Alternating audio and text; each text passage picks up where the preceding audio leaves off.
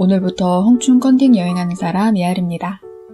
저는 가오슝 저행역에서 컨딩 익스프레스 버스를 타고 대만의 최남단, 홍춘과 컨딩으로 향하고 있습니다.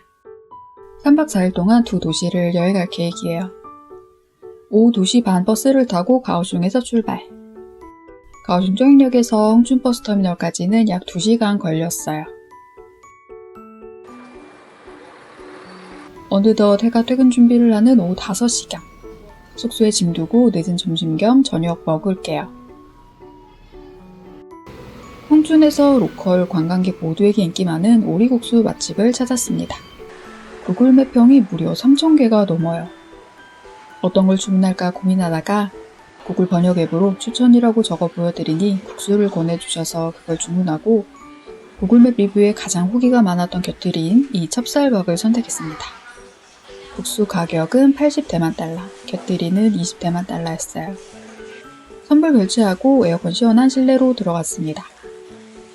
김 펄펄 뿜으며 등장한 국수와 생강 살포시 올라간 곁들이 메뉴. 숟가락과 젓가락은 셀프라고 말씀해 주셨고 취향에 따라 고추기름을 더해 먹으래요. 야무지게 챙겨와 홍춘에서의 첫 식사를 해볼게요. 국수는 의외로 심심한 맛이었어요. 간을 하지 않은 건가 싶은 담백한 맛인데 오리고기가 짭조름해서 궁합이 아주 잘 맞더라고요. 오리고기는 뼈가 발라지지 않은 채라 먹는 중간중간 깜짝 놀라긴 했지만 맛있었습니다. 저는 취향껏 후추 좀 뿌리고 고추기름을 더해 살짝 칼칼하게 먹으니 아주 맛있었어요. 곁들이로 주문한 찹쌀밥은 딱 아는 그 맛이에요. 피순대를 생각하시면 됩니다. 그런데 다시 데우지 않고 차갑게 제공된 것임에도 비린맛, 잡내 하나 없이 너무 맛있더라고요. 이 올라간 생강 고명이 완벽한 킥이었어요. 예상보다 양도 많았고 입맛에도 잘 맞았고 행복하게 한 끼 즐겼던 홍춘에서의 첫 식사. 시작부터가 몹시 행복한데요.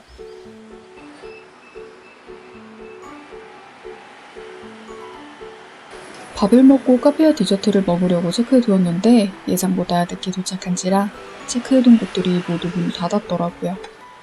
오늘은 지리도 익히고 분위기도 즐길 겸 홍춘 라오제를 걸으며 여행의 시동을 걸어볼게요. 제가 어제 가오슝 치진섬에서 카메라를 아스팔트 바닥에 떨고 아주 카메라가 제정신을 잃은 적이 있는데요. 그 사건 때문인가 아니면 날이 더워서 그런가 카메라가 각성을 했어요. 아니 왜 이렇게 예쁘게 골목골목을 담아낼까요? 얘가 이런 애가 아닌데 되게 장면이 멋스러워서 놀랍습니다. 덕분에 촬영할 맛 느끼며 라오제를 거닐었어요.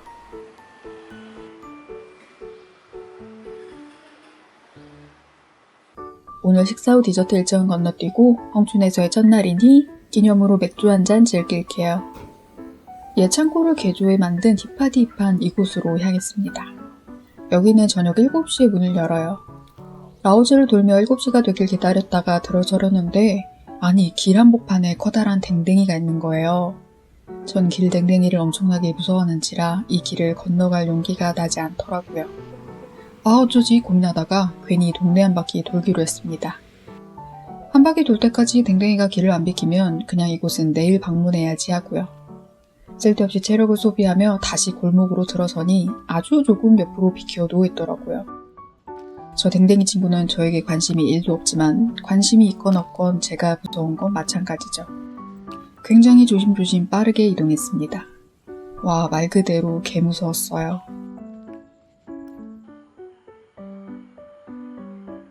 어쨌든 입장했습니다. 이곳은 기본 입장료 200대만 달러가 있습니다. 이 입장료 중 100대만 달러는 주문하거나 물건을 구매할 때 이용 가능해요. 내부에는 주류도 판매하고 안주류도 있고 힙한 감성의 숍도 자리하고 있더라고요. 생각보다 규모가 엄청나게 커서 저 같은 천하제일 길치는 내부에서 길을 잃을 수도 있겠다 싶었어요. 이곳저곳 둘러보는데 후기에서 보던 것보다 어마어마하게 큰 규모와 공간마다 힙함이 가득해 놀랍더라고요. 와, 홍춘이 이렇게 힙한 도시였나 싶었어요. 여기 안내 문구 좀 재미있는 것이 있었는데 술에 취해 구토할 시 횟수마다 벌금 500대만 달러가 부과됨이라고 강조해서 표기해두었더라고요. 그런 사람이 꽤 많나 봐요. 이곳 직원분이 진짜 친절하셨어요. 우리 서로 대화는 통하지 않았지만 서로서로 구글 번역 앱을 이용해 대화하며 입장료로 주류 주문이 가능하다는 것과 이런저런 주류가 있다는 것까지 소통했습니다. 전 타이완 비어가 마시고 싶었는데 여긴 없대요. 대신 아사히 생맥주가 저쪽에 판매한다고 했지만 굳이 대만 와서 아사히 맥주를 먹을 필요는 없으니 저는 버드와이즈 백맥주를 먹을게요. 뭔 감성인지는 모르겠지만 그냥 시킬게요. 얼마 전부터 느끼는 건데 자꾸 제 맥주에 누군가 꿀을 타는 것 같습니다. 왜 이렇게 맥주가 달죠? 오늘 이동밖에 안 했는데 힘들었나 보네요. 저녁 8시부터 10시까지 공연이 있다고 말씀해 주셨는데 라이브 공연은 딱히 관심 있진 않아서 전 자리에 앉아 게임을 하며 시간을 흘렸습니다. 정말이지 여행 와서 이렇게 한량되는 거 너무 좋아요.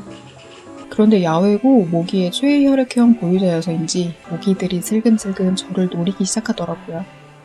살짝 긴장했는데 직원분이 눈치채시고는 몹시도 친절하게 모기 기피제를 가져다 주셨습니다. 거의 빵에 버터 펴 바르듯 모기 기피제를 바르고 평온하고 안전하게 게임을 하다 돌아왔어요. 첫날부터 배부르고 맛있고 감성까지 다 채웠네요. 오늘 이동하느라 고생했고 더운데 버티느라 수고했으니 제 자신을 위해 맥주 한 잔 더 하겠습니다. 그렇지만 모기는 없는 안전한 제 숙소에 가서 한잔할게요. 헝춘에서 3박 머물 숙소는 이 호스텔이에요. 후기도 많지 않고 전객실이 도미토리 형식이지만 버스터미널에서 가까워 짐 끌고 오래 걷지 않아도 되고 주변에 맛집도 많고 이동하기 편해 선택했습니다. 숙소에 대한 자세한 이야기는 대만 남부 여행 총정리 영상에서 해두었어요. 깊게 알고 싶으신 분들은 해당 영상 참고 부탁드릴게요. 오늘도 맥주를 욕심내서 사왔어요. 대만에서만 구매 가능한 것들을 골라봤는데요. 여행하면서 편의점을 진짜 많이 방문했는데 이 맥주들은 다 처음 보는 거여서 냅다 샀습니다. 오늘은 이 타이완의 로컬 과일이 들어간 맥주를 먹어보려고요. 가장 처음 마셔본 것은 망고와 패션 후르츠가 들어간 맥주. 맛은 있었지만 한국에서도 충분히 맛볼 수 있는 맛이라 꼭 먹어야 해까지는 아니었어요. 다음으로 마셔본 맥주는 로즈 애플이 들어간 것. 와, 이거 진짜 맛있어요. 로즈 애플이라고 쓰여있으니 이 맛이 로즈 애플이구나 하지 말하지 않았으면 꽃향, 꽃맛이 있다면 이런 것이 아닐까 싶을 정도로 입에서 사르르 달콤함이 피어나는 것이 정말 맛있네요. 이 맥주는 꼭 접해보세요. 진짜 맛있었습니다. 오늘 맥주를 3잔이나 마셨는데도 취하질 않아요. 아무래도 땀을 너무 흘렸더니 죄다 수분으로 들어갔나봐요. 내일도 이렇게 덥겠죠. 그렇지만 내일은 내일의 디저트가 기다리고 있으니 더 달콤하고 더 배부른 여행을 만들어 볼게요. 내일 봬요. 안녕.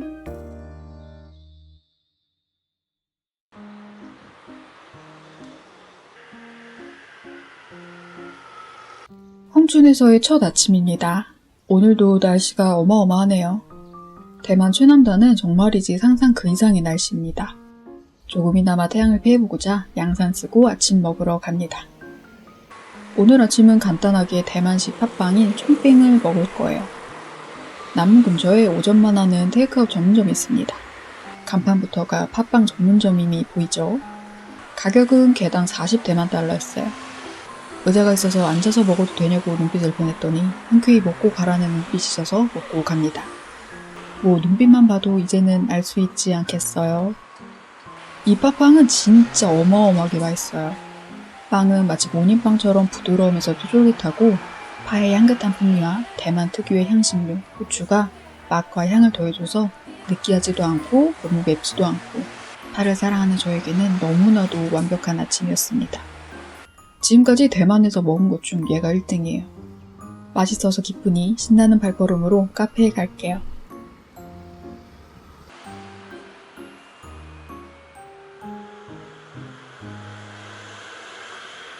여기가 진정 카페가 있을 만한 자리인가 싶긴 한데 바로 옆에 보면 어제 방문했던 그 술집도 있죠.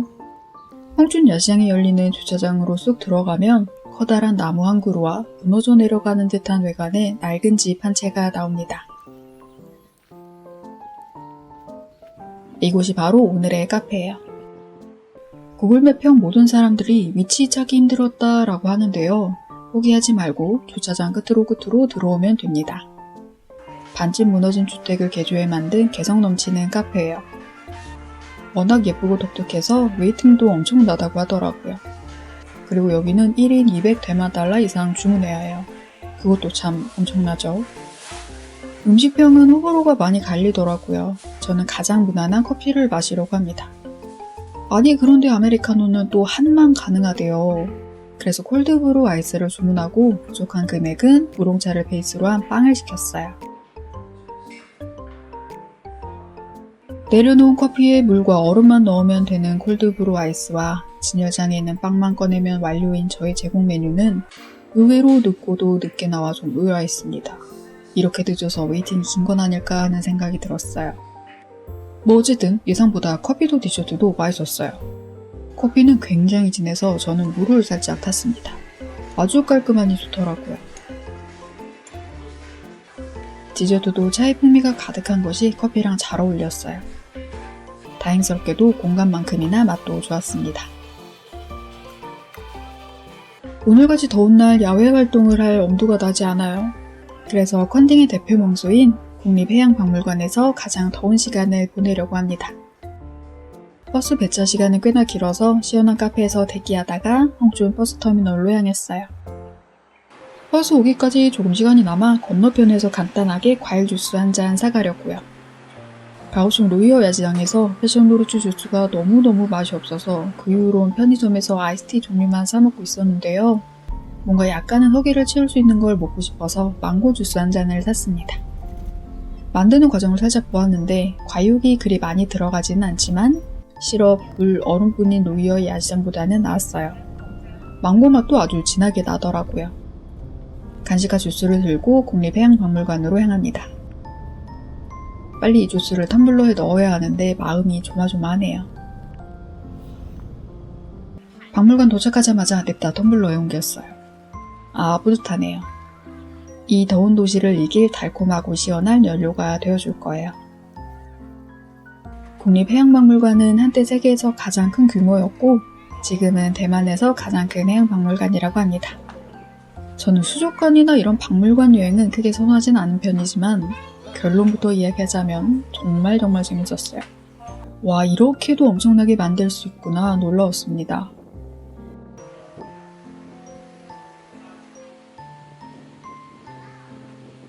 국립해양박물관은 총 3개의 관으로 나뉘어요. 간단하게 정리하자면 대만 수역관은 상어와 가오리, 산호왕국관은 열대어와 벨루가, 세계 수역관은 박물관과 펭귄으로 나눌 수 있겠네요. 한국어 안내판이 있어서 조금 더 편하게 관람했어요. 인포메이션에서 꼭 챙기세요. 먼저 대만 수역관을 방문하려고 했는데 귀여운 아이들이 단체 관람을 왔더라고요. 그렇다면 저는 산호왕국관을 먼저 들어갈게요. 산호와 열대어, 그거 한국에서도 많이 볼 수 있잖아요. 그렇지만 여기는 규모가 진짜 어마어마하게 컸어요. 국립해양박물관에서 시간이 없어 딱 하나의 관만 봐야 한다면 저는 무조건 여기 산호왕국관을 추천드려요. 입구부터 입 턱 벌어지는 규모의 대형 수조를 시작으로 마치 바다 안으로 들어가 해양생물을 만나는 것처럼 대형 터널로 이루어진 수조가 자리에 신비롭고 흥미로운 시간을 선물합니다. 이런 터널형 수조가 한 개가 아니라 계속 이어져요. 머리 위로는 가오리가 날아가기도 하고 작은 상어가 쓱 지나가기도 해요. 국립해양박물관에는 조금 특별한 프로그램이 있어요. 바로 이곳에서 하룻밤 숙박을 하는 건데요. 오후 5시 폐장이 되고 손님들이 모두 나가면 숙박 예약 손님들을 위해 프로그램을 진행하고 식사도 하고 밤에는 미리 예약해둔 위치에서 물고기들을 바라보며 신비로운 하룻밤을 보내는 거죠. 저도 이걸 예약할까 말까 정말 많이 고민했는데 창문 없는 방에서 자면 종종 공황이 와서 포기했습니다. 조카랑 함께 온다면 약 먹고 꼭 참으며 하루 보낼 의향은 있어요. 정말 특별한 경험이잖아요. 산호왕국관의 주인공은 벨루가, 멸종 위기종 중 하나인 흰 돌고래예요. 아니 어떻게 저렇게 귀여운 얼굴로 지금까지 살아남았지? 저렇게 하얗고 신비로운 모습으로 이 무서운 생태계에서 살아가고 있었던 거야 라는 이상한 생각이 마구마구 떠오를 만큼 정말이지 신비로운 생명체였습니다. 벨루가가 하얀 장난감을 막 물고 던지고 하더라고요. 저건 뭐지? 쇼를 위한 건가? 라고 생각했는데 아니나 다를까 저처럼 생각하는 사람들을 위해 써놓았더라고요. 저 놀잇감은 인니치먼트라고 해요. 바오 가족들 영상 보신 분들이라면 잘 아실 인니치먼트. 같은 공간 안에서 평생을 살아가는 동물 친구들이 새로운 것을 접하고 흥미를 가지고 놀 수 있게 선물하는 새로운 장난감 즐길거리예요. 혼자서 저렇게 물고 가기도 하고 바닥에 놓기도 하고 다시 물기도 하면서 잘 놀더라고요. 여기는 해양생물들을 이용한 쇼를 하지 않아요.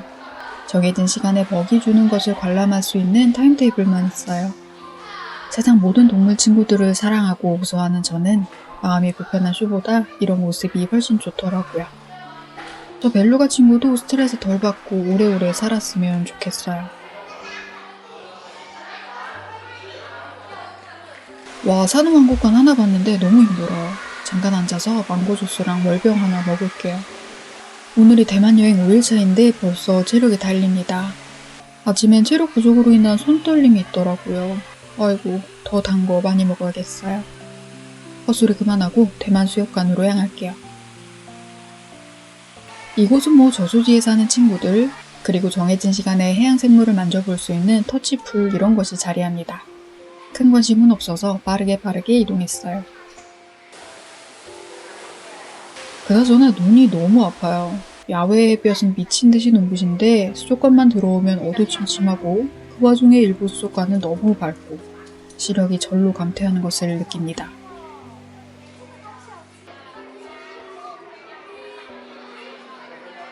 대만 수족관의 가장 큰 볼거리는 대형 수조에 자리한 가오리와 상어예요.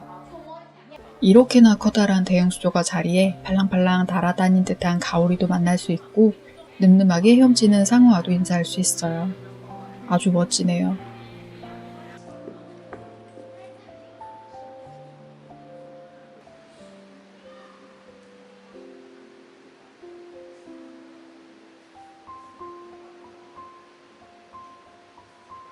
마지막인 세계수족관으로 가볼게요. 여기는 또 야외로 나가야 됩니다. 와, 한낮에 형추는 10초만 외출해도 사람을 방건조 오징어로 만들어요. 양산 펴고 눈 질끈 감고 도도도도 이동했어요. 세계수족관의 메인은 펭귄, 해파리나 해초숲이나 탐구교실 같은 것이 있지만 뭐니뭐니 해도 귀여운 극지방의 펭귄을 이길 수는 없죠.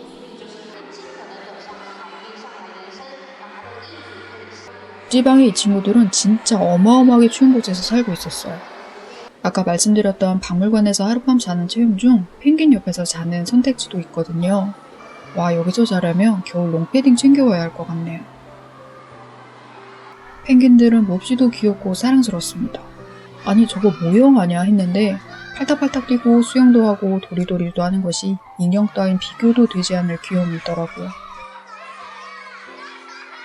저는 이곳에서 천천히 사진과 영상을 찍으며 돌아보니 약 2시간 반 정도 걸린 것 같아요.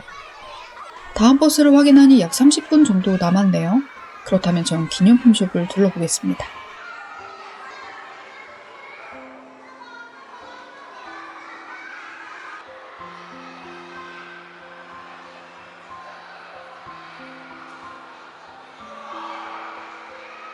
이곳에 스타벅스가 자리해요. 후기를 찾아보니 음료가 늦게 나오기로 유명하더라고요. 펀딩 한정 시티컵도 판매하고요. 이 대만 전통 가방도 스타벅스 스타일로 나왔더라고요. 예쁘긴 했는데 가격이 너무 스타벅스네요. 박물관 내 기념품숍도 둘러봤어요. 대부분이 어디서나 볼 수 있는 제품이긴 했지만 몇몇 제품은 귀엽고 가격도 꽤 괜찮더라고요.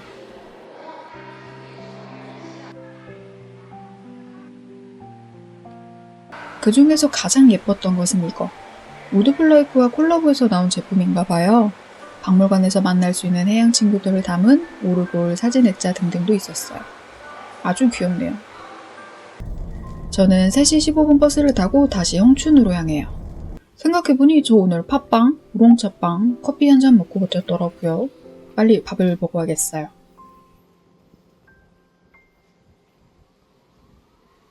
오늘 점심은 여기서 먹고 빠르게 옆 가게에서 휴식할게요. 이 더위에 맞서는 최적의 코스로 계획했습니다. 늦은 점심은 마장면과 완탕을 먹을 겁니다. 마장면 작은 사이즈와 국물 있는 걸 먹고 싶어서 완탕을 주문했어요. 먼저 나온 완탕. 옆에서 직접 빚고 계신 걸 보니 주문하지 않을 수 없었어요. 큼지막하고 하늘하늘거리는 완탕의 동동. 생선 베이스의 깔끔한 국물 맛이 해장용으로도 딱이네요. 참깨소스 비빔국수인 마장면은 또 예상과는 다르게 참깨맛 이외의 것이 잘 나지 않았어요. 그래서 테이블 위에 고추기름을 조금 넣으니까 매콤하니 아주 좋더라고요. 짠맛에 뭔가를 넣어주고 싶었는데 어떤 소스가 짠맛일지 몰라 오늘은 고소함과 매움으로 만족하려 합니다. 완탕에도 고추기름 넣어 칼칼하게 먹었어요. 완벽하게 완탕하고 옆 카페로 휘리릭 들어갑니다. 이 카페는 70년 이상 된 건물을 개조해 만든 카페이자 베이커리예요. 그런데 생각해보면 이게 같은 건물인데 그렇다면 마장면집도 70년 이상 된 건물을 깨끗하게 수리해 만든 맛집이 아닐까 싶기도 하네요.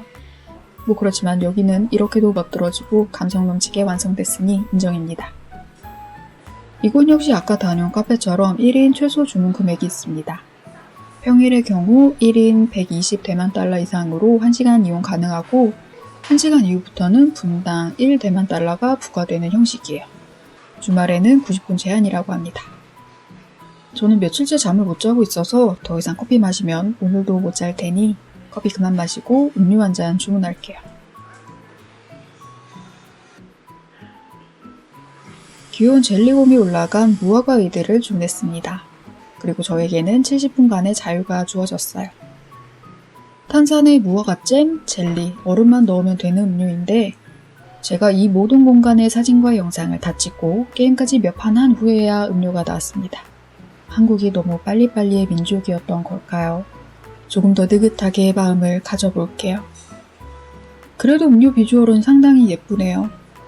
귀여운 젤리곰은 뭔가 있는데 하리보였어요.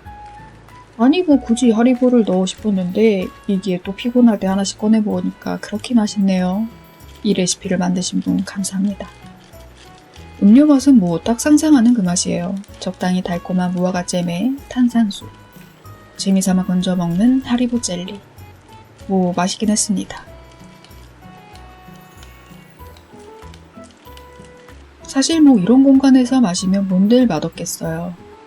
에어컨 빵빵하고 햇살은 이따지도 따뜻하고 꽃은 저렇게나 아름답게 방긋방긋 피었고 천천히 여유롭게 머물다가 해가 뉘엿해질 무렵 소화시킬 겸 홍춘 옛거리로 나가봅니다.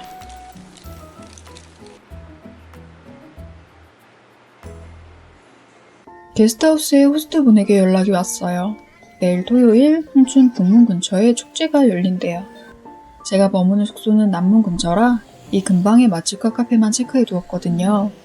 북문 쪽에는 뭐가 있나 싶어서 해도 저물어 선선해졌으니 좀 걸어가 보려고요. 걷다가 서문 발견. 서문은 이렇게 소박한 모습이군요. 북문으로 가볼게요. 걷다 보니 익숙한 멜로디가 어디선가 들려왔어요. 아, 대만도 학교 종소리를 저걸 쓰나 싶었는데 쓰레기 수거 차량 소리더라고요. 재밌는 게 저 소리가 들리면 사람들이 모두 쓰레기를 가지고 나와 차에 넣더라고요. 차량과 사람이 수거하는 것이 아니라 쓰레기를 치울 사람이 노래소리를 듣고 나오는 게 되게 귀엽고 재밌었어요. 북문으로 향하던 중 또 길 한복판에서 발견한 길댕댕이. 생후 10일 된 강아지에게도 질 자신이 있는 저는 커다란 길댕댕이를 보면 발걸음을 조심스레 돌립니다. 이것은 가지 말라는 하늘의 뜻이죠. 저녁이나 먹으러 갈게요.